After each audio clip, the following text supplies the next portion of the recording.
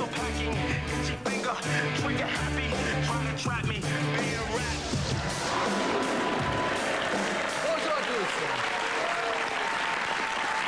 Heureux de vous retrouver sur le plateau de Téléfoot en compagnie de Vincent et de Pascal. Au programme ce matin, la 3e journée de championnat, un superbe reportage sur le Real Madrid. Et puis nous sommes ravis d'accueillir Loulou Nicolin, le président de Montpellier, qui n'est pas venu sur le plateau de Téléfoot depuis 1990, je crois. Oui, quand on avait gagné la Coupe de France. Et malheureusement... Vous venez qu'en cas de victoire. Voilà. Surtout aujourd'hui. En tout cas, Louis-Nicolas, vous avez 60 ans. Depuis le mois de juin dernier, vous avez créé le club de Montpellier en 1974. Ça fera bientôt 30 ans. Est-ce qu'on peut dire que Montpellier Hérault, c'est la moitié de votre vie? Ah oui, oui, ça c'est sûr, puisque ça fera 30 ans l'année prochaine. Puis je crois que ça a pris une grosse partie de ma vie. Mais on aime ça. Et malheureusement, j'ai perdu mon acolyte, Bernard Gasset, parce que nous sommes à l'origine tous les deux de ce club. Et l'année dernière, quand je l'ai perdu, ça m'a filé un petit coup. Mais enfin, comme l'équipe s'est maintenue en première division, ça a un peu contrebalancé tout ça, quoi. Alors Loulou, d'où vous vient cet amour, cette passion pour le foot? Bon, je l'ai toujours eu quand j'étais jeune. J'étais toujours avec l'Olympique Lyonnais, avec Dinalo, Nouzaret, entre autres. Le Borgne, tous les anciens, là, Nestor, quand même, bien entendu. Mais malheureusement, j'avais pas la classe pour jouer à ce niveau-là. Alors je me promenais avec eux, j'allais en déplacement avec eux, je voyais tous les matchs qu'ils jouaient. Puis un jour, quand je suis arrivé à Montpellier en 67, là, j'ai dit, ben, si tu montais une équipe corpo, au moins tu aurais ta place. Alors, on a monté une équipe corpo, l'équipe corpo est devenue championne de France. Est-ce que vous jouiez à quel poste? Avant-centre. Marqué des buts. De raccro. Et puis, comme il n'y avait plus rien du tout à Montpellier en football, eh ben, on est passé au civil. Et puis, c'est l'histoire de la paillade qui a commencé. Et nous parlerons de l'histoire de la paillade ce matin. On va attaquer la 3e journée de championnat. 25 buts marqués, 5 victoires à l'extérieur. Le Stade Abbé Deschamps, Auxerre, Strasbourg avec Roman Delvelo qui a un chiffre à nous communiquer. 814, c'est le nombre de matchs dirigés en première division qui sépare, outre le grillage, les entraîneurs Giroud et Antoine Comboiré. Comboiré, le néo-alsacien, et ses 2 petits matchs passés dans les tribunes en raison d'une suspension face à Giroud et son expérience légendaire, mais ses doutes aussi après 2 défaites. Des doutes qui s'estompent presque dès les premières minutes avec une occasion chaude. Kalou s'ouvre le chemin du but, mais allume Vincent Fernandez qui repousse du tibia droit. Mais que partie remise, car on retrouve Kalou à la 10e minute qui chipe le ballon à Dorcine. Il sert Lachuer résiste, serre à gauche Akalé, frappe de l'intérieur, ouverture du score, signé Kanga Akalé. L'Ivoirien félicité par Cissé après ce joli but. Son premier en Ligue 1, lui qui est arrivé de Zurich en cours de saison dernière, 1-0. Strasbourg volontaire et néanmoins à la peine dans sa zone de défense. Illustration avec ce dégagement de Deroff, repris par Tegnaud, contrôle de la poitrine, frappe, mais belle parade de Fernandez.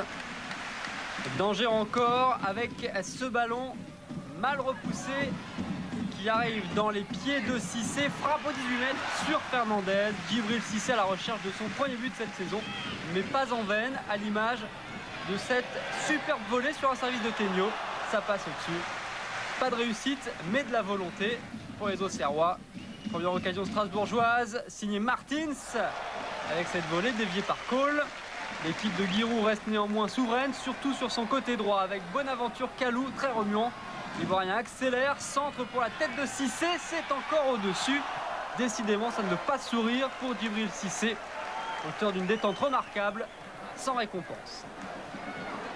32e minute, encore l'aile droite avec Kalou qui se lance dans un festival. Il élimine Kanté, Bacila, Deroff, Kanté à nouveau et ajuste Fernandez pour le 2e but de la GIA. Un 2e but qui porte lui aussi la marque ivoirienne, comme pour son compatriote à Calais. Bonaventure Kalou inscrit là son premier but en L1. Il vient du Feyenoord Rotterdam et techniquement c'est pas mal du tout, 2-0. 41e minute, Kalou moins en réussite et contré dans sa relance. Martins s'en profite, sert Louboya pour la réduction du score. Petit coup de froid à l'Abbé Deschamps sur ce véritable geste de buteur signé Daniel Louboya, son 2e but de la saison. 2-1 à la mi-temps et à la reprise, une frayeur pour Giroud avec cette frappe complètement manquée de Moulungi, seul face à Cole. Antoine Comboiré n'en revient pas. Difficile de croire également à cette occasion manquée par Cissé, seul devant la cage vide. Un faux rebond a eu raison de l'efficacité de l'international français, dont le regard noir traduit à la fois exaspération et désespoir. Auxerre n'est pas à l'abri d'un retour alsacien. La preuve, Loubo Yasser, Farnerud, sauvetage sur la ligne de Radet. 2-1, toujours le match s'emballe complètement. 81e minute, accélération de Cissé, tamponné en pleine course par Fernandez. Le gardien alsacien est expulsé, peut-être d'ailleurs son dernier match avec Strasbourg, puisqu'il ne souhaite pas jouer la doublure de Richard Dutruel, fraîchement recruté et appelé à être titulaire. C'est le défenseur Drobny qui le remplace pour la fin de match, les 3 changements ayant été effectués. Entrée en matière délicate pour Drobny, son premier ballon, le voilà. Un missile de Lionel Matisse, 3-1. Matisse qui va remercier Cissé pour sa déviation.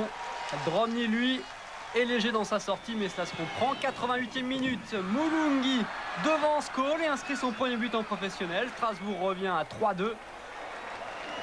Avant que Farnerud ne soit sévèrement expulsé par M. Bonin suite à cette chute sur Matisse.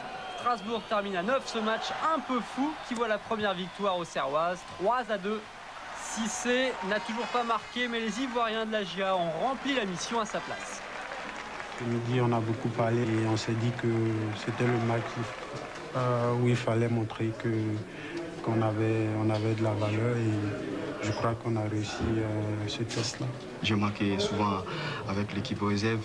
J'avais envie de marquer avec la première équipe et je pense qu'aujourd'hui, ça va me donner le moral pour la suite. Moi, je suis déçu du résultat, très déçu du résultat. Mais je retiens quelque chose de positif, à savoir la manière, parce que quel que soit donc le score, on a continué à jouer, on a continué à aller de l'avant, on a continué à se créer des occasions. Je crois que ça, c'est le côté positif. Et la semaine prochaine, Auxerre se déplacera à Bordeaux alors que Strasbourg accueillera Lens. Une première pub dans ce téléfoot qui revient dans moins de 2 minutes. À tout de suite.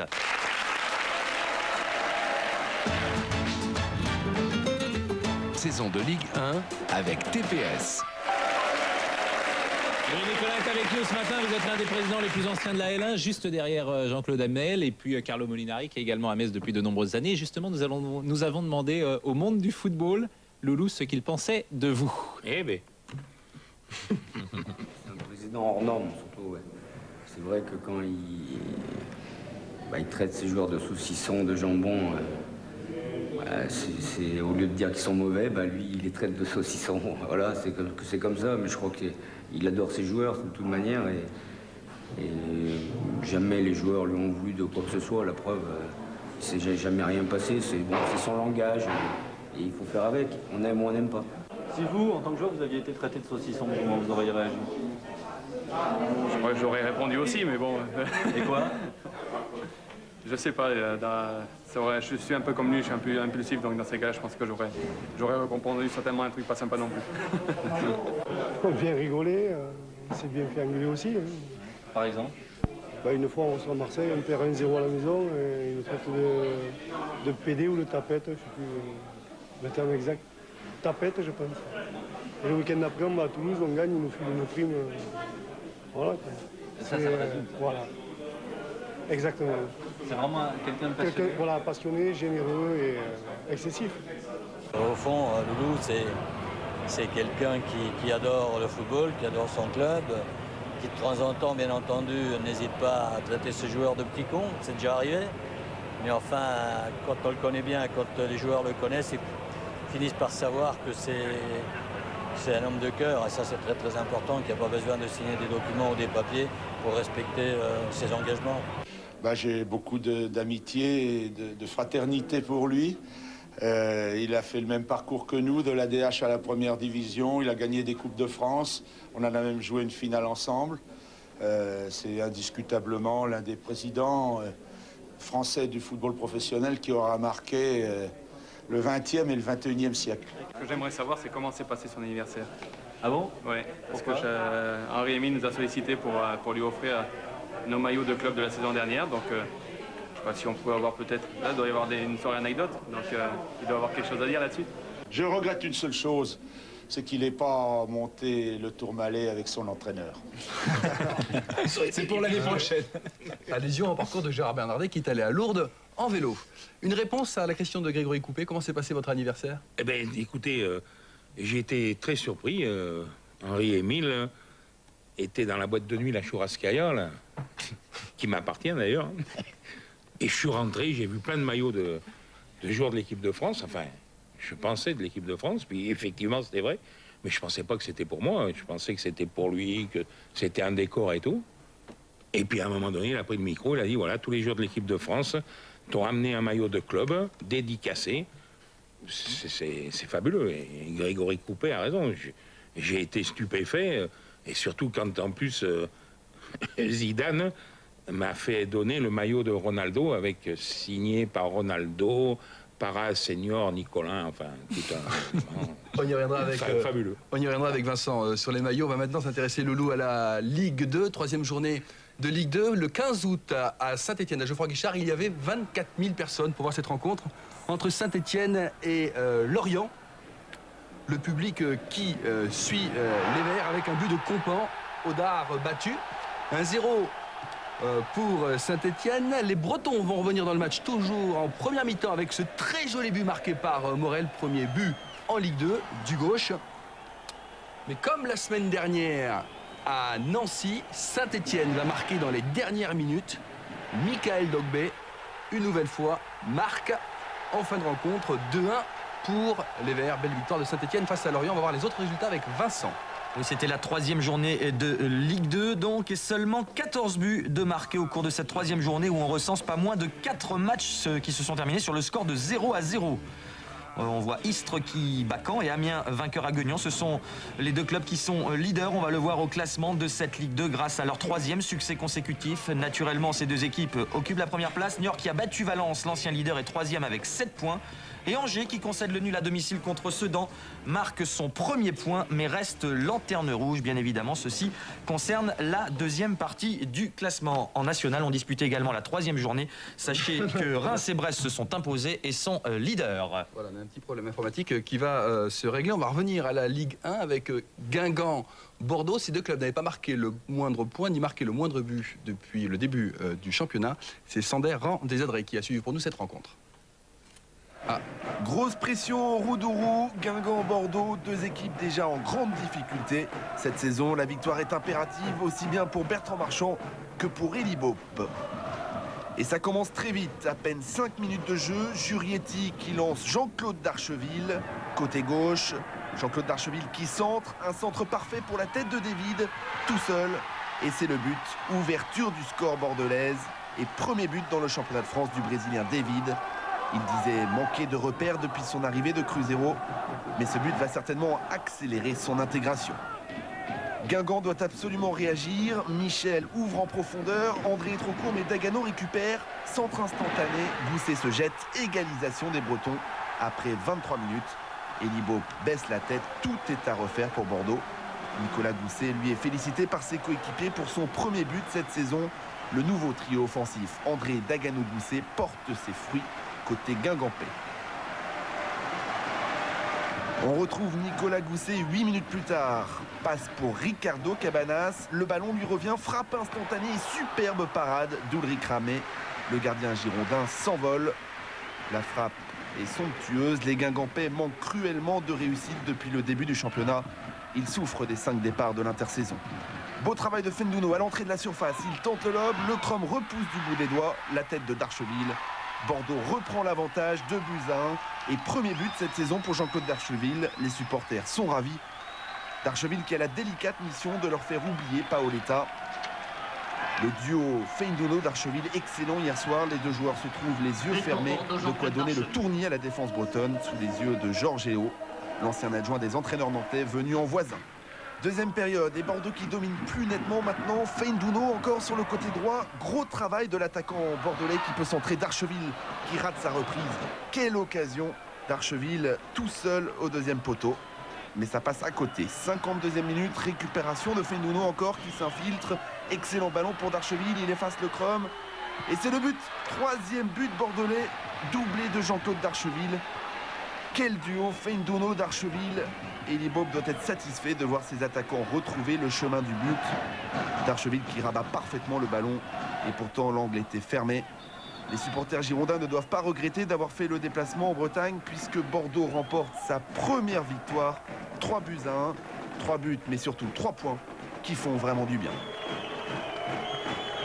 Le nouveau Paoletta, non, je reste le Jean-Claude d'Archeville que je suis. Je suis très content de moi. Bon, maintenant, c'est vrai que Paoletta, il est parti. Ça sera à moi maintenant de faire le boulot qu'il faisait l'année dernière. Mais bon, moi, comme j'ai pu le dire, je suis prêt à assumer les responsabilités. Bon, et puis maintenant, j'espère que j'ai marqué le plus de buts possible. Un mot sur Guingamp qui a perdu 4 joueurs très importants à l'intersaison. Bertrand Merchant, l'entraîneur, attend tout simplement des jours meilleurs. Sochaux invaincu depuis 27 matchs à domicile. Bonal est une forteresse et hier soir, Sochaux rencontrait l'équipe du Stade Rennais, cher Louis Nicolin, que vous avez rencontré lors de la première journée du championnat. On a vu Bologna, voici Guy Lacombe. Sochaux est évidemment en jaune et Sochaux, autant le dire tout de suite, va dominer, vraiment dominer, archi-dominer même cette rencontre. Avec notamment Pedretti sur le côté gauche. Pedretti, un bon centre et c'est une tête, elle est rennaise. Wadou avait mis en corner et il y avait Santos qui était juste en embuscade. Regardez comme ça joue bien l'équipe de Sochaux avec Santos sur la droite. Centre de Santos et Pagis qui reprend. Arrêt de Tsetch.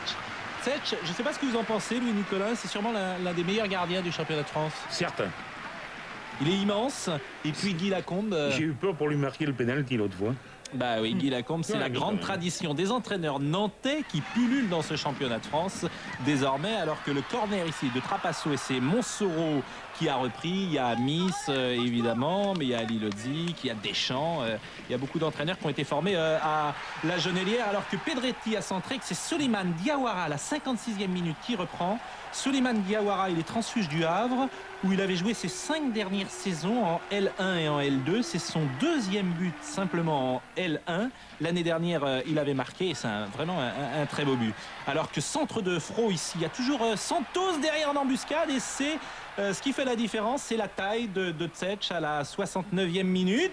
Oh, allez, faut y aller, l'enlever juste devant Santos. 80e minute, alors que Bologna a fait rentrer Monterrubio et a fait rentrer Frey. Corner de Monterrubio, une première tête de Diatta, but de Frey et c'est détourné par Pagis. Je ne sais pas s'il va être accordé ce but à Frey ou pas. En tout cas, Frey, lui, il a marqué un seul but l'année dernière en 13 matchs. Il a 24 ans, il est suisse.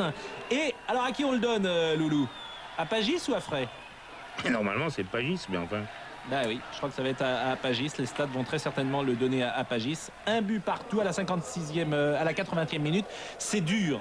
C'est dur, pourquoi? Parce que Sochaux avait dominé. On va écouter d'ailleurs Bologna. Ils ont eu l'occasion de profiter, ils ne l'ont pas fait. Nous, avec un jeu courageux, mais sans qualité, on a obtenu ce résultat et j'espère que ça va faire du bien pour la terre. C'est assez rare d'entendre un entraîneur dire on a joué courage mais sans qualité. C'est assez étonnant. Le Stade Rennais quand même qui a bien commencé cette saison, puisque le Stade Rennais n'a pas perdu pour le moment. Sans doute bon entraîneur qui est un formateur à la base, et dans cette équipe de Rennes il y a énormément de jeunes joueurs. On passe à Monaco, encore un joueur formé à Nantes à la tête d'une équipe de D1, Didier Deschamps. Monaco recevait Bastia avec les grands débuts d'Adebayor à domicile. Résumé Thierry Coiffier. Mon premier a été défait sévèrement à Lyon la semaine dernière. Au même moment, mon second était battu sur sa pelouse par le promu messin. Monaco-Bastia ou le match du rachat. Les premiers à se mettre en action sont les Monégasques. 11e minute, Ludovic Giuli déborde côté droit. Le centre pour Nonda, Pento s'interpose. La reprise de Plasil à côté des buts corses. Première grosse occasion pour Yaroslav Plasil, dont Didier Deschamps dit qu'il est le plus doué techniquement du groupe. Jérôme Rotten doit apprécier. Touché à la cheville gauche, il assiste des tribunes à la réaction bastiaise. Le ballon pour Greg Vanet. Le défenseur américain glisse à Batles. Le centre pour la tête de Ben Saada, mais au-dessus des buts de Roma. Bastia n'a jamais gagné à Monaco depuis son retour parmi l'élite en 94. Mais les Corses ne s'en soucient guère. 23e minute, Laurent Batles pour Florian Maurice. La volée de Florian Maurice, bien captée par Flavio Roma. 38e minute, Evra pour Shabani Nonda. L'attaquant congolais à la recherche d'une solution milieu de terrain. Il la trouve avec Bernardi. Dans la profondeur pour Ludovic Giuli. Le centre pour Adebayor et 1-0 pour Monaco. Grâce à sa nouvelle recrue, Emmanuel Adebayor. Il profite du bon travail de Bernardi, puis de Ludovic Giuli pour inscrire son premier but avec Monaco. La saison dernière, il en a marqué 13 avec son ancien club, le FC Metz. Pour sa deuxième titularisation avec Monaco, il est déjà décisif. La 47e minute, Monaco mène 1-0 et a obtenu un bon coup franc suite à une faute d'Uras sur Chabaninonda. Giuli glisse à Zikos, c'est superbe, une frappe limpide qui trompe Pento. Grâce au grec Vassilis Zikos, Monaco mène 2-0. C'est aussi le score à la mi-temps. 54e minute, Emmanuel Adebayor en direction de Ludovic Giuli. La reprise de Giuli passe tout près des buts de Pento. 10 minutes plus tard, la réaction corse avec Laurent Batles pour Florian Maurice en pleine extension, mais au-dessus, début monégasque. Une occasion qui a dû donner des sueurs froides à Pierre Svara, le président de l'AS Monaco. 71e minute, la déviation de Diarra pour Frédéric Ney, à côté des buts de Pento. Ney qui a remplacé Ben Saada peu après le début de la seconde période. 75e minute, Chabaninonda pour Ludovic Giuli. La frappe du capitaine monégasque. Bel arrêt de Nicolas Pento. Giuli qui n'a concrétisé aucune de ses multiples occasions semble se décourager. Mais qu'importe, son équipe mène toujours 2-0 et réussit une excellente fin de partie. À l'image de Chabaninonda. 2-0, c'est le score final. Un score qui reflète en fait mal la physionomie du match. Tant les Bastiais se sont montrés dangereux. Après leur défaite à Lyon, les Monégasques ne se sont pas encore tout à fait rassurés. On a eu énormément d'occasions, on aurait dû tuer le match, mais c'est vrai que Bastia en a eu aussi, c'est ça le problème. D'habitude, on concède très peu de choses à l'adversaire. Je pense que ce soir, ils ont eu 3 ou 4 occasions nettes.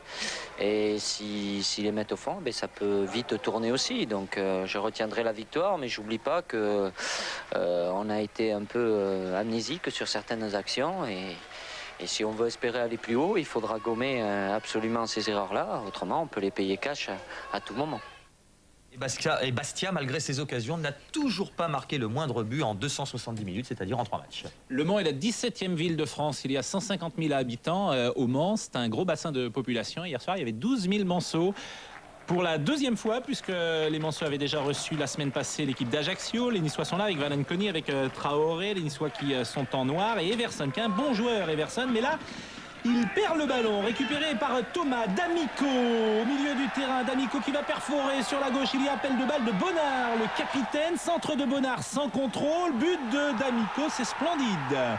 C'est splendide et c'est marqué à la 23e minute. C'est historique puisque D'Amico est le premier buteur de l'équipe du Mans en première division. Et c'est d'autant plus étonnant que D'Amico n'avait pas marqué le moindre but l'année dernière avec Lille durant toute la saison, ni l'année d'avant. Son dernier but en L1 remontait à la saison 2000-2001. En tout cas, celui-là, il est historique et Grégorini est battu 1-0. C'est assez logique parce qu'il y avait une petite domination territoriale des Manceaux. Nous sommes toujours en première période avec Johan Bigné, l'ancien Rennais. Centre de Bigné pour la tête de l'Aslan qui fait un travail dans cette équipe fou alors qu'Everson a buté contre Bédénic et les jeunes gardiens fantasques du MUC. Et Everson ici qui ne peut marquer. Roy toujours en première période, D'Amico qui le sèche, il y a un coup franc à une trentaine de mètres. Everson va ça alors qu'il y a un carton jaune au passage de l'excellent Bertrand Layec. Alors, est-ce Everson ou est-ce Roberto Carlos? Everson, olé, c'est Roberto Carlos. Extraordinaire coup franc, Loulou Nicolas. Oui, ça c'est une pêche. Ça c'est une pêche. Et puis c'est un peu comme Roberto Carlos parce que c'est frappé à la fois du coup de pied de l'extérieur, ce qui fait qu'il y a un effet un peu extérieur sur le ballon justement. Il n'y a rien à faire pour Bédénic, un but partout. La domination était plutôt mancelle, mais les occasions franches étaient plutôt niçoises, donc on peut dire que c'est logique. L'Aslan, il a peut-être le temps là de contrôler sur cette action. Il a frappé fort, vite. Bédénic, il a failli se manquer. Ça arrive. C'est le commencement, c'est le début en L1. Et là, ça fait une vidéo de gag. Il s'est manqué, mais il n'y avait personne. Voilà. Donc, et puis il s'est bien repris, alors que la fin de la partie avec une tête de Egen, le libéro norvégien, ex-Celta Vigo, ex-Glasgow Rangers. Et puis en fin de match, ce sera une dernière occasion de Perrier També, à ne pas confondre avec Perrier Doumbé. Un but partout, score final. Nous allons écouter Éric Roy, toujours vaillant. On aurait pu gagner, on aurait pu peut-être perdre aussi parce qu'on est tombé sur une bonne équipe du Mans. Maintenant, bon, un bon match nul, c'est vrai. va pas se plaindre, on n'a pas été encore battu cette saison, donc c'est bien, c'est un match sérieux, qu'on va dire. On va maintenant ouvrir votre album, Loulou, préparé par Arnaud Chapard et Stéphane Paroyal. Et on va faire un bond dans le temps de 25 à 30 ans, puisqu'à l'époque, Montpellier était dans le championnat de France amateur. Vous aviez sorti Marseille en Coupe de France. Je crois qu'on était en division d'honneur. Vous étiez en division d'honneur. Et vous répondez à Thierry Roland. Regardez. Mais je pense que pour le football à Montpellier, pour le renouveau du football, il était important de taper un grand coup. Et la venue de ces ex-professionnels a amené de l'engouement parmi le public, et je pense que nous ne nous trompons pas. Bien entendu, il faut jouer la carte des jeunes, et je pense que notre entraîneur le fait actuellement. Quel souvenir gardez-vous de cette époque? Bah écoutez, ça fait drôle, hein. Ça fait drôle, hein. On a eu du mal à retrouver les images. Ah, on était jeunes, on était beaux, on était maigres, on était tout. Mais vous jouiez déjà bien au football, vous aviez une belle équipe. Oui, on avait une bonne équipe. On avait Jean-Marc Valadier, là, qui est parti à Lyon là, cette année-là. Non, c'était sympa. Bon, on va revenir un petit peu, on va continuer notre album, on va aller en 1990, lorsque vous avez remporté la Coupe de France. C'est l'un de vos meilleurs souvenirs. Cette Coupe de France, le meilleur, vous dites, remporté face au Racing Club de Paris, avec 2 buts, signé Laurent Blanc. Et Ferraoui, on revoit le coup franc de Laurent Blanc, qui est le joueur emblématique de Montpellier. Le palmarès de Montpellier, c'est donc une Coupe de France. Vous êtes 3e en 1988. Oui. Biles a joué le plus de matchs, 267. Et Laurent Blanc a marqué le plus de buts dans votre équipe, 47. Et c'est peut-être justement l'occasion de vous interroger sur quel est le joueur qui vous a le plus marqué durant ces 30 ans? Qui m'a le plus marqué? À Montpellier? Bah, la première fois que j'ai fait signer Dinalo, là. Ça a été ma première vedette, entre guillemets, quand on était en division d'honneur. Il venait de l'Olympique Lyonnais, puisqu'il avait signé au Red Star l'année d'avant. Enfin, Dinalo, Michel Mézy, faut pas l'oublier quand même, parce qu'il a pris une part très importante au club. Et c'est vrai que Laurent Blanc, s'il y avait une statue à faire, je pense qu'on le la ferait à lui, quoi. Parce que c'est lui qui a fait connaître Montpellier, et puis il continue toujours à bien parler de Montpellier, quoi. Alors, il y a eu une finale gagnée. Il y a eu une finale perdue avec une séquence qui fait l'objet de tous les zappings qu'on va revoir en votre compagnie. C'est à la fin de la cérémonie officielle, quand Auxerre a remporté la Coupe de France et que vous êtes avec vos joueurs. Charbonnier à la Coupe de France, et là... Il fallait pas applaudir toute la soirée, quand même. Fair play, mais pas trop. Vous avez pris 3-0 au Parc des Princes. C'était dur. C'était dur, hein. Ouais. Mais enfin, je suis prêt à en prendre 3 et aller en finale cette année, quand même. Hein. Oui, parce que la Coupe, pour vous, ça a toujours été quelque chose de particulier. Mais depuis 90, elle nous aime plus, hein. Oui. Mais ça va peut-être revenir. Peut-être que je me suis foutu des Nîmois, là, quand on a été en demi-finale. C'est peut-être ça qui m'a puni. Ah. Bien fait pour moi. Depuis, je les aime. Je l'ai dit, ça va, tout va bien. On va maintenant s'intéresser à la collection de maillots dont vous parliez tout à l'heure, avec une image très sympa que Vincent nous avait ramenée en 2001, août 2001. Zizou vient de signer au Real Madrid et vous êtes en Espagne pour cette rencontre amicale. Allez-y, Vincent. Racontez-nous, on va d'abord écouter Loulou Nicolin qui nous dit qu'il veut d'autres maillots. C'est prévu. Ça va être plus dur. Le Portugais, j'ai dit de le prendre, mais j'espère qu'il va le prendre. Alors justement, c'était le 1er août 2001. Est-ce que depuis, vous avez eu les maillots de Raoul et Figo? Oui. Figo, j'ai même de l'équipe nationale portugaise. J'ai un cadeau pour vous. Ce match, ça, c'est gentil, ça. Il y avait une feuille de match. Ce match à Alicante, il y avait une feuille de match. C'est la feuille de match officielle. Ah, je l'ai pas eu, moi. Et à côté des Vercoute, Yasser, Zodik, Carotti, Chateau, on retrouve Zidane, Raoul, Figo. Sur le banc, il y a McManaman, Morientes, Savio, Makelele. Je pense qu'il tiendra une bonne place dans votre musée. C'est gentil, merci. Vincent collectionne toutes les feuilles de match. Non, c'est pas vrai. Celle-là, je l'avais collectionnée parce que c'était hallucinant. D'un côté, il y avait le centre de formation de Montpellier, qui coûte pas grand-chose, enfin, sur le plan des salaires. Et à côté, il y avait l'équipe du Real, phénoménale, avec Makelele, Savio, qu'on a découvert depuis dans le championnat de France sur le banc. Je me disais que ça pourrait servir un jour, la preuve. C'est vrai. Vous pourrez la consulter après l'émission. On a encore quelques questions à vous poser. Vous avez un moment joué la carte des stars, justement, avec Stéphane Paille, avec Eric Cantona. C'est fini ces années-là, on est venu très raisonnable. Je ne le regrette pas. Hein, vous ne le regrettez pas, c'est un bon souvenir. Dirons-nous que Montpellier, c'est vrai, à 240 000 habitants, tout à l'heure vous parliez de 150 000 habitants au Mans, on arrive péniblement à faire 12 000 de moyenne. C'est une surprise, ça d'ailleurs. On a du mal à comprendre, alors tous les stades ont grandi. On a plus d'abonnés dans l'équipe de rugby de Béziers. Mais comment vous expliquez ça, que ça marche pas? Montpellier a été trop gâté. Je crois que c'est une ville très bourgeoise, je pense. Ouais. Et puis il y a beaucoup de sport. Hein. Il y a tous les clubs qui sont pratiquement en première division. En tout cas, aujourd'hui, vous intéressez les Japonais. Puisque vous êtes le premier club à avoir fait signer un Japonais. Nozomi Hiroyama. Oui, gentil. Et vous parlez couramment japonais, paraît-il, depuis? Avec les baguettes, je me balade. Écoutez, on va le découvrir en compagnie de Fabrice David. Reportage. On va lui parler japonais. Ohayo Nozomi. Ça va? Je vais bien. En fait, c'est inutile de parler japonais. Nozomi maîtrise 4 autres langues. Je parle espagnol, I can speak English, je parle portugais et je parle français. Nozomi, 26 ans, vit seul avec Pablo, le caniche. Ce globe-trotteur du football a joué à Cerro Porteño au Paraguay et l'an passé à Braga, au Portugal. Sur son site web personnel, ses photos qui racontent sa carrière. Et déjà celle qu'il a prise le premier jour sur la place la plus célèbre de Montpellier. Elle figure même en page d'ouverture.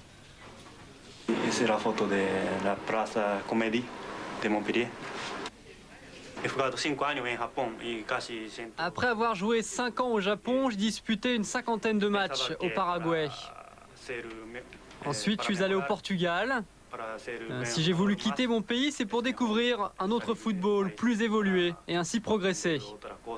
La culture, l'histoire du football sont bien sûr nettement plus en avance en Amérique du Sud et en Europe. Nozomi est déjà à l'aise avec tout le monde. Fodé Mansare ou le préparateur physique du Montpellier Hérault. Il est toujours avec son dictionnaire, il essaie d'apprendre les choses. Au restaurant ou quand on est au vert, il demande toujours la signification de tout ce qu'il peut y avoir autour. Et puis c'est quelqu'un qui retient très vite les choses aussi. 2 chaînes de télé japonaises ont déjà filmé Nozomi à Montpellier. Son site enregistre une 40aine de connexions par jour. Hiroyama, le polyglotte, est bel et bien déjà une star. Et Hiroyama, vous n'avez pas à payer. C'est un joueur qu'on vous a proposé gratuitement. C'est les meilleurs. Bah oui, on nous l'a proposé, là. C'est un manager par l'intermédiaire d'un ancien joueur de chez nous, Kawa, que nous a aussi connaît. Bon, bah ça s'est fait comme ça. 18 millions d'euros, hein, simplement, votre budget, c'est l'un des plus petits budgets de France. Oui, mon cher Pascal. On n'est pas bien riche, mais enfin, on y arrive quand même. Hein. Vincent, une question? Non, une page de pub peut-être. J'allais vous demander comment vous êtes allé le chercher, mais vous m'avez répondu puisqu'il est venu tout seul. Il faut bien vivre. Il faut bien vivre. Exactement. Donc, et Vincent, vous avez rencontré Zidane cette semaine et il vous a fait des confidences importantes. On a fait une interview et il a dit des choses intéressantes. Et on va l'écouter tout de suite après la pub. À tout de suite.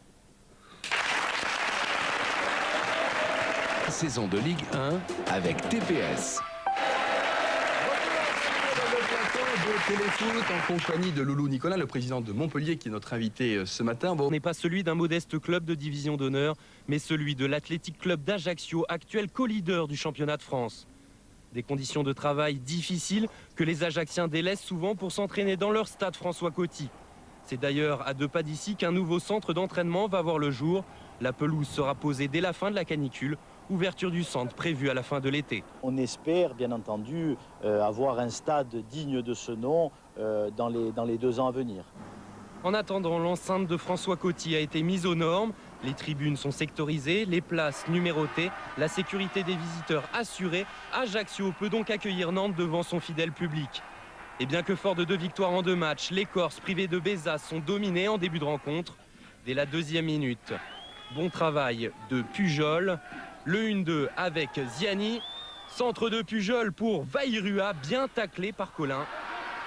Et la défense ajaxienne a décidément du mal à se mettre en place. À peine 2 minutes plus tard, on retrouve Stéphane Ziani. Le centre pour Vairua. De nouveau, le Tahitien frappe cette fois-ci le petit filet de Trévisan. Ajaccio réagit, 5e minute. Débordement de Colin. Xavier Colin, le centre du latéral pour Bagayoko, la tête de l'ancien Strasbourgeois, capté en 2 temps par Landreau. Loïc Amis demande de la disponibilité, il est écouté par ses joueurs. Centre de Vairua repoussé par la défense corse. Récupération de Toulalan. Le décalage de Vairua pour Darocha. Frappe croisée et ouverture du score du FC Nantes Atlantique par Frédéric Darocha, formé au club. Il dispute son 223e match sous le maillot canari et inscrit son 34e but en Ligue 1. Son premier cette saison. 23e minute, 1-0 pour les Nantais. Juste avant la mi-temps, bon coup franc pour les Canaries. Ziani décale Armand, la frappe d'Armand et Nantes double la mise par son latéral gauche. Sylvain Armand, son 5e but parmi l'élite. 2-0, un score mérité tant Nantes a bien joué durant cette première période. Dernière occasion pendant les arrêts de jeu. Long ballon de Ziani. La remise instantanée de Toulalan pour Darocha. Mais Trévisan est bien sorti. Les Canaries mènent 2-0 sur la pelouse d'Ajaccio à la mi-temps. Mi-temps durant laquelle les Nantais préfèrent rester sur la pelouse. La nuit tombant, il y fait moins chaud que dans la fournaise des vestiaires. Ajaccio repart pourtant mieux que son adversaire rafraîchi à l'image de Bonal, centre de l'ancien Monégasque pour Bagayoko, mais intervention de nouveau en 2 temps de Landreau.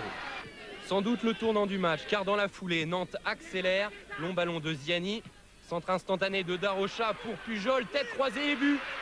Grégory Pujol aggrave le score en inscrivant son 6e but en L1, son 2e cette saison, 3-0 pour Nantes. Score sévère pour Ajaccio qui joue mieux en cette seconde période. On approche de l'heure de jeu. Tir de Nicolas Bonal, frappe lointaine au-dessus des buts de Landreau. Nantes repart à l'attaque 4 minutes plus tard avec Berson. Le bon ballon de Berson dans la profondeur pour Grégory Pujol. La frappe dans le petit filet corse. Pujol tout près de réussir le doublé. Ajaccio a le mérite de ne pas abdiquer. Récupération de Konen. Le relais de Lacombe. Bonal décale Konen. Le centre en retrait, c'est bien joué. Frappe de Bonal repoussée. Mais Bagayoko à l'affût réduit le score. Son second but en 3 matchs, autant qu'en 43 rencontres avec Strasbourg. Excellente prestation des Nantais qui s'imposent pour la première fois de leur histoire à Ajaccio. 3-1, score final. Seconde victoire consécutive des Nantais qui reviennent au classement à hauteur de l'AC Ajaccio. Ça remet bien les choses en place, ça veut dire qu'on joue vraiment le maintien. Maintenant, tout le monde va le savoir, nous les joueurs y compris. C'est un réel plaisir de jouer comme on le fait, comme qu'on a pu le faire à Lens, même à Sochaux, même si on a perdu. Et puis je vous dis, maintenant, on espère garder ce rythme-là et essayer de produire encore du jeu avec des victoires le plus longtemps possible.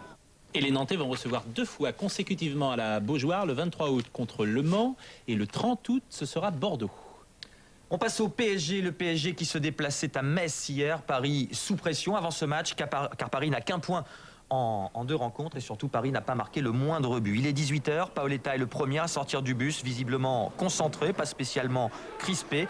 Specht et Castendush sont présents dans les tribunes et voici l'entrée des 2 équipes sur le terrain. Un stade de Metz archi-comble, près de 25 000 spectateurs hier soir au stade Saint-Symphorien. Et d'entrée, on retrouve Frutos puisque l'on joue depuis moins de 10 minutes. Frutos, l'un des jeunes joueurs de cette équipe messine, formé au club et qui s'est mis en valeur hier soir. Vous avez entendu le coup de sifflet de monsieur Duhamel qui a retenti avant que ce but ne soit marqué. Il préfère calmer les esprits et demander aux joueurs justement d'éviter les accrochages. Dans la surface, peut-être l'image de cette 3e journée de championnat. Regardez. Paoletta qui demande à Mendy de lui décaler le ballon. Apparemment, les 2 joueurs ne se comprennent pas, incompréhension parce qu'il le veut totale. sur son pied droit. Oui. Voilà. Et Paoletta décide de frapper seul. Oui. Parlez-vous sur le terrain, encouragez-vous, avait déclaré Vahid Halilhodžić cette semaine. En fait, on comprend que Mendy pense qu'il va jouer un coup franc direct. En fait, Paoletta voulait le ballon décalé sur la droite. Et la barrière de la langue a sans doute évité aux 2 joueurs de se comprendre. Pour avoir discuté avec eux dans l'avion quand ils sont revenus, sachez qu'il n'y a pas eu du tout d'incident et que ça fait tout simplement partie du métier de footballeur. On vient de voir Niang sur une belle ouverture de Marshall gâcher une superbe occasion. On est maintenant à la 27e minute. Ouverture de Jérôme Leroy pour Fiorez et bel arrêt d'Agassa, le gardien togolais de cette équipe messine, très félin dans ses prises de balles. On retrouve les Messins avec cette déviation de Marshall pour la Paptio qui manque le cadre. Paptio qui forme le duo d'attaque avec Trésor Moreno, le Colombien de cette équipe du FC Metz, privé d'Hakim Sassi, buteur à Bastia la semaine passée. Regardez Fiorez, superbe retour de Marshall qui contre le milieu droit parisien. Tout cela sous l'œil de Vahid Halilhodžić. On passe en seconde période et on retrouve Leka sur cette frappe qui n'inquiète pas Jérôme Alonso. Excellent hier soir. À l'origine de ce mouvement, il y avait encore le jeune Frutos. Leka, Frutos, Marshall, c'est tout le centre de formation du FC Metz qui est à l'ouvrage. Superbe occasion pour Paoletta qui avait senti le gardien derrière lui, qui a voulu lober. Et Agassa détourne le ballon sur son poteau avant de récupérer ce ballon repris par Ogbéché. Regardez, à la manière d'un volleyeur, il effectue cette petite claquette. Ogbéché qui cadre, mais qui n'appuie pas assez sa frappe. Et Agassa qui peut s'en sortir à l'évidence. Le ballon n'avait pas entièrement franchi la ligne. C'est du moins l'avis de monsieur Duhamel et de ses assesseurs. On retrouve Fabrice Fiorez qui était à l'origine de ce mouvement en ayant récupéré ce ballon. Et c'est Jérôme Leroy 17e but en Ligue 1 hier soir en 165 matchs. Jérôme Leroy qui est à la conclusion de ce mouvement. C'est triste, c'est dur pour les Messins car on va voir que c'est Allegro qui contre ce ballon. Et du coup, Agassa, le gardien messin, est pris à contre-pied. Paris ouvre la marque grâce en partie aussi à Fabrice Fiorez qui a effectué un énorme travail sur le plan défensif hier soir. Il reste moins de 5 minutes dans cette partie. Trésor Moreno frappe. Alonso détourne. Jérôme Alonso, dont on avait pu se dire l'an passé au vu des matchs avec le PSG qu'il était l'ami des poteaux, eh bien, la tradition perdure et ce n'est pas terminé. On vient de voir ce corner et la tête de Marshall qui heurte le montant droit de Jérôme Alonso. Ce n'est rien à côté de l'action qu'il va suivre. Regardez bien Moreno, le centre, la tête de Gay qui venait d'entrer en jeu et Jérôme Alonso qui a de la chance, mais les grands gardiens en ont toujours. Regardez ce qui se passe, c'est incroyable. La main, le pied, corner. Et le sourire, bien évidemment, de Jérôme Alonso. Le PSG s'impose 1-0 à Metz, à l'image de Grégory Proman qu'on va écouter dans un instant. Mais regardez, Paoletta, il reste quelques secondes à jouer. Il donne des ordres à ses coéquipiers. Le coup de sifflet final, la délivrance pour le banc parisien. On écoute Grégory Proman, particulièrement marqué après avoir livré un bon match. La rage de vaincre de Frédéric Déhu. Battu, fatigué parce qu'on a beaucoup couru. Vous savez, quand on court et qu'on perd, c'est très difficile. Donc, quand on court et qu'on gagne, c'est plus simple. Vaidai Lodzik envoie balader un confrère suisse qui lui pose des questions sur Yakin. C'est le genre de sujet qui fâche en ce moment, surtout avec ce qui se raconte de l'autre côté des Alpes. C'est une victoire qui nous fait beaucoup plaisir et bonheur parce que ça sera mieux pour travailler dans la semaine avec les gars parce que cette semaine, on a beaucoup travaillé et beaucoup parlé aussi. Voilà, il est 23h30 minuit. L'aéroport d'Essey-les-Nancy. Jérôme Leroy, buteur heureux. Paoletta n'a pas marqué, mais ce qui compte, c'est l'équipe. Même si, à l'évidence, il va falloir rapidement trouver un passeur pour Paoletta. L'affaire Yakin, pourquoi Vaidai Lodzik était en colère? Parce que le conseiller de Yakin, vous savez ce qu'il a déclaré? J'espère que Vaidai Lodzik va s'excuser d'avoir dit que Yakin avait 3 kilos entre eux lorsqu'il est arrivé à l'entraînement au début au PSG. Yakin a été opéré vendredi d'une hernie inguinale. Oui, hernie inguinale ou pubalgie. Selon les Suisses, il sera absent 2 mois. Selon d'autres sources, il pourrait être absent 6 mois. Francis Grail, afin de ne pas démobiliser son équipe, a décidé de traiter ce dossier à partir de lundi. Mais à l'évidence, il semble peu probable que l'international suisse portera le maillot du PSG cette saison. Loulou, est-ce que vous avez fait signer des joueurs blessés qui n'ont jamais joué dans votre équipe en fait? Ça vous arrive ce genre de désaventure? Pedros. Il était blessé lorsqu'il est venu chez vous? Mais il l'avait dit. Oui, c'est un petit peu différent. C'est un peu différent. Il venait pour se relancer. En tout cas, j'ai vu des gens heureux au Paris Saint-Germain. Manifestement, cette victoire leur a fait du bien. Et un petit peu de chance peut-être pour le PSG, à votre avis, c'est... Oh là, j'ai rarement vu des joueurs parisiens aussi heureux. La saison dernière, tout ça, là, bien. Disons que moralement, Vaidai Lodzik a provoqué depuis cette semaine notamment une vraie thérapie de groupe et ça s'est ressenti effectivement à Metz. Metz qui a livré un excellent match et qui aurait pu faire match nul, on l'a vu, leur malchance sur les poteaux ou la chance de Jérôme Alonso. En tout cas, il est clair qu'il va falloir un passeur au PSG. On s'oriente plutôt vers un gaucher. De là à savoir de qui il s'agit. Mystère et boule de gomme. Il y a, il y a prendre Bertrand Robert. Hein. Bertrand Robert qui est chez vous. Qui est chez vous. Oui. Et qui est pas cher, qui est cher. C'est ça, vous êtes à Paris aujourd'hui? Mais il est à vendre. On vend tout, nous. Hein. On solde. Loulou Nicolas est à Paris jusqu'à 13h. Un message pour les dirigeants du Paris Saint-Germain. Il y a d'autres joueurs heureux, ce sont les joueurs de Lille qui réalisent un très bon début de saison. Hier, ils jouaient au Stadium contre le TFC. Le TFC qui court toujours après sa première victoire. Résumé, Romain Delbello. Premier test à l'extérieur pour Lille. Les hommes de Claude Puel ont su profiter de leurs 2 rencontres à domicile pour faire le plein de points face tout de même à Lyon et au PSG. Le premier Toulousain est peut-être pour l'instant d'un autre standing, mais dangereux néanmoins sur ce petit numéro d'Emana qui se joue de Taforo et Delpierre. Sa pichenette est dégagée par Abidal au dernier moment. Mais cette toute petite occasion du Camerounais à la demi-heure illustre bien le caractère hermétique du jeu proposé par les deux formations. Un match âpre, rugueux qui convient bien au style lillois. Brunel résiste à taille d'air avant de servir Manchef. Le Bulgare temporise et fixe d'un petit lob Christophe Revaux. 1-0 pour le LOSC à la 38e minute. Les supporters lillois ont de quoi être ravis. Vladimir Manchef aussi. Le Bulgare ne devait pas démarrer ce match, mais Tapia, titulaire prévu par Claude Puel, a ressenti une douleur à la cheville. Bel opportunisme donc de Manchef. Deuxième mi-temps à présent, long dégagement de Revaux, ballon dévié, repris par Avzak, mais la frappe de l'extérieur du gauche est captée par Vimbé, le gardien lillois qui n'a toujours pas encaissé le moindre but cette saison. 65e minute, Brunel change d'aile et alerte Landrin sur le côté droit. Centre de Landrin, glissade de Lièvre qui prolonge au deuxième poteau. Manchev de la tête pour le deuxième but lillois, 2-0. C'est le coup de massue sur la tête des Toulousains, malheureux face au réalisme du Bulgare Vladimir Manchev. Auteur donc d'un doublé, tête absolument imparable pour Christophe Revaux. Et quelques minutes plus tard, le TFC paye encore ses erreurs défensives. Avec ce ballon mal renvoyé, Oko Koldjik joue avec le feu et c'est Brunel en embuscade qui en profite. 3-0 pour Lille.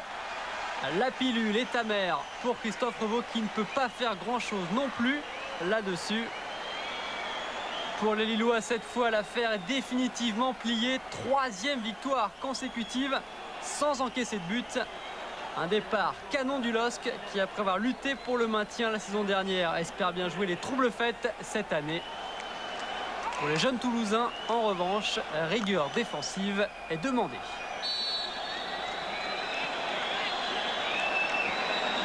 Le match se joue sur 2-3 erreurs de notre part. Bon, c'est comme ça, donc je pense qu'on paie un lourd tribut à notre apprentissage en Ligue 1. Et bon, il ne faut surtout pas que nos jeunes joueurs se découragent. Et nous... Comment, Louis? Rien.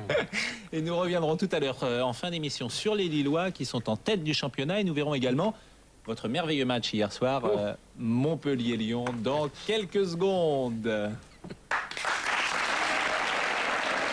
Plus d'1 million de matchs répartis dans 20 000 clubs, la Fédération française de football recrute 25 000 arbitres. Renseignez-vous 0826 165 3x0. Arbitre de foot, on n'a pas le même maillot, mais on a la même passion. Téléfoot, vivez la nouvelle saison de Ligue 1 avec TPS. Retour sur le plateau de Téléfoot au sommaire, la 3e journée de championnat en compagnie de Louis Nicolas, notre invité. Il nous reste justement à voir Montpellier-Lyon, Christian. Oui, avec une image insolite hier de cette rencontre. Une image qui vous a pas échappé. Le Loup, il y avait de la friture sur la ligne entre les arbitres. Vous savez qu'ils sont équipés d'un système intercom. Et là, à la Sarthe, va aller voir Jean-Paul Chaude et ils ont fait des nœuds, mais des nœuds pas possibles avec leur système intercom. Ça a duré un petit moment. Paul Le Guen et tous les joueurs se marraient dans leur coin, évidemment. Voilà. Ça passe dans le short, ça passe à l'extérieur.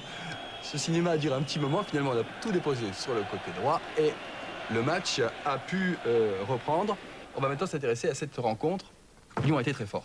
Oui, il n'y a pas de match. Et dans le vestiaire, l'autre jour de Bordeaux, lorsque vous avez gagné, vous avez dit j'espère que vous serez bon contre Lyon à vos joueurs. Est-ce que pour vous, c'est le match le plus important de l'année? Contre Lyon? Oui. C'est vrai qu'en tant qu'ancien Lyonnais, c'est un match qui me plaît énormément, mais... Non, mais hier au soir, il n'y avait rien à faire. Ça m'énerve d'ailleurs. Eh bien, on va voir ce qui vous énerve avec Fabrice David. C'est ici, au stade de la Mosson, qu'en mai dernier, Lyon s'est assuré son 2e titre de champion de France après un match nul 1-1. Lyon toujours privé de Govou, blessé. Le bilan de l'OL, une défaite puis une victoire. Les joueurs de Louis Nicolas, eux, ont gagné à Bordeaux la semaine dernière. Premier coup franc pour Montpellier. Et frappe en force de Pierre Lègle, l'ancien lyonnais, au-dessus. Lyon prend ensuite rapidement le contrôle du match. Corner pour l'Olympique lyonnais, un corner tiré par le Brésilien Juninho. Cachapa saute plus haut, tête et but du défenseur brésilien. Cachapa, à peine un quart d'heure de jeu. Et le capitaine Cachapa catapulte sa tête dans la lucarne. Lyon mène 1-0, Ryu n'avait pas encore touché le ballon. Les joueurs de Paul Le Guen déroulent déjà leur football. Encore Juninho, centre piqué pour la tête de Louis Ndula sur la transversale. Le ballon ne rentre pas, mais le gardien de Montpellier était battu. Encore un centre de Juninho. Et la défense de Montpellier à nouveau battue dans les airs.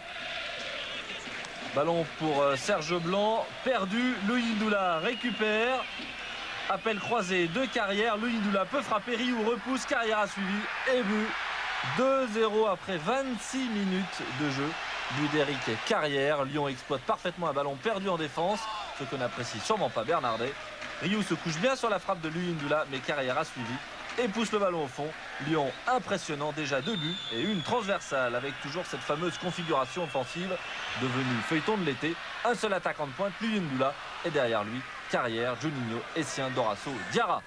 Encore une tentative lyonnaise avec Essien, ça passe au-dessus. 2-0 à la pause pour Lyon à Montpellier. Dans ce stade que Le Guen apprécie décidément de plus en plus après y avoir décroché le titre l'an passé. Deuxième période, Montpellier joue plus haut, mais Rouvière est un peu loin sur cette tentative. Le rebond ne trompe pas Coupé. Réveillère, Luyindula, Malouda n'est pas hors jeu. Malouda vient de rentrer, remis de sa blessure qui l'a privé du match contre Monaco. En retrait pour Réveillère à nouveau. Centre, tête de Muller, juste à côté. Et dernière occasion pour Montpellier qui n'a que très rarement perturbé la sérénité lyonnaise. Domingue, Bamogo protège bien son ballon, se retourne, frappe. C'est bien essayé. Meilleur deuxième mi-temps de Montpellier, mais Lyon était trop fort. Lyon gagne 2-0, deuxième victoire de suite.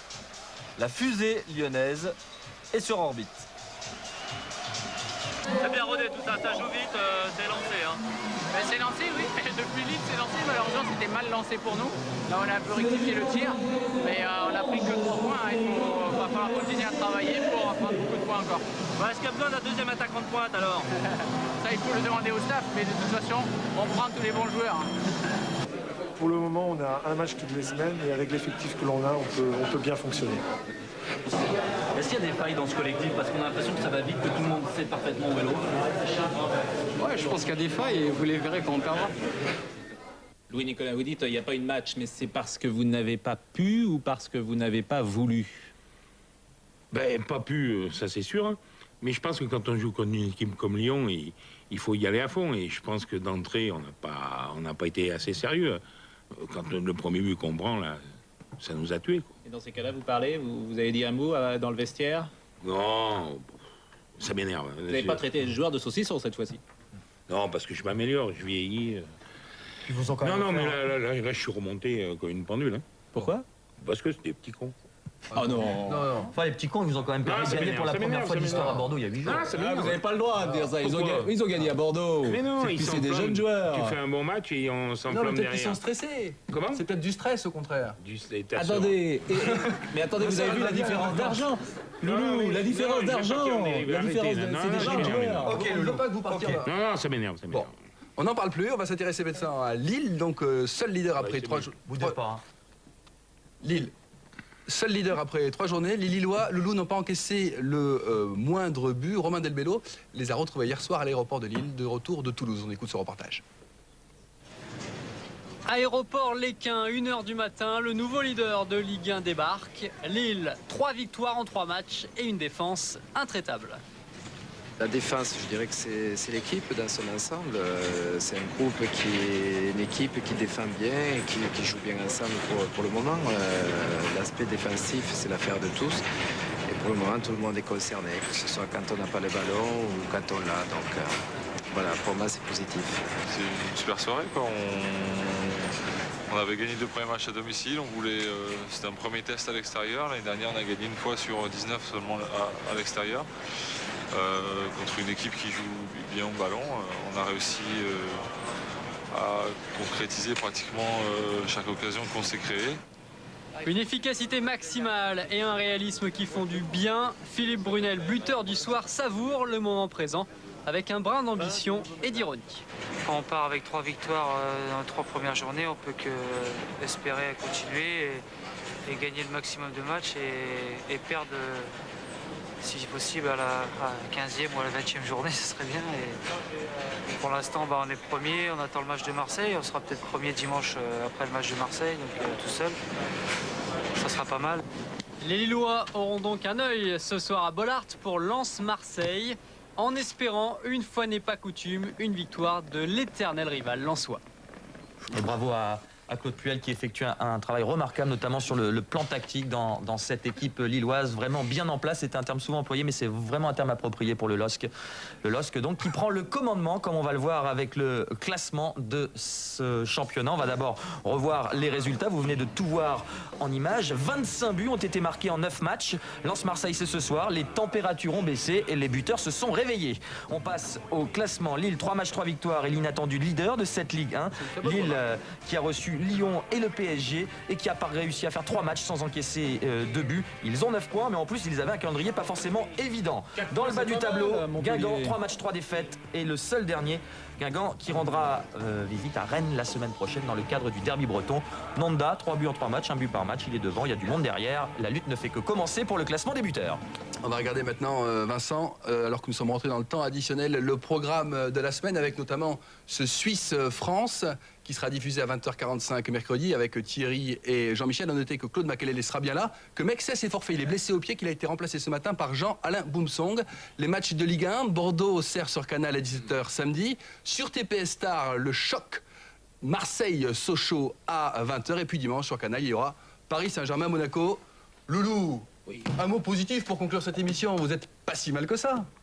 Non, pour le moment, on n'est encore pas trop mal. Hein. La chose positive, on se donne rendez-vous la fin mai là, avec la Coupe de France ici, là, et tout ira bien. Ce que vous avez fait l'année dernière, aucune équipe sans doute ne l'a fait. Vous étiez moribond, mort. Gérard Bernardet vous a sorti. Personne n'aurait mis un centime sur vous. Non, mais bravo. Donc il y a quand même des choses positives. Je fais ça, mes joueurs, il n'y a pas trop. Il l'a dit, GG. Hein.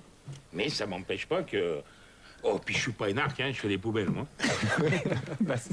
Les énarques réussissent pas toujours dans le football, hein. Plutôt. Ah, j'ai pas parlé pour Père, c'est mon ami. Oui. Ah, quand même.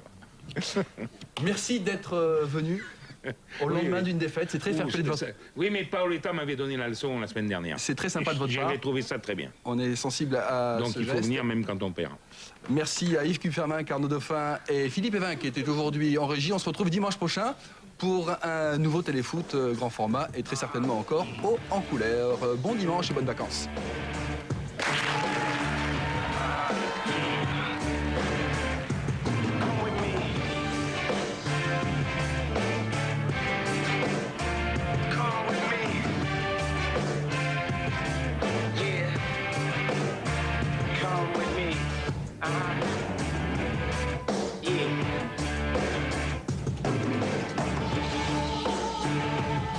Téléfoot, vivez la nouvelle saison de Ligue 1 avec TPS.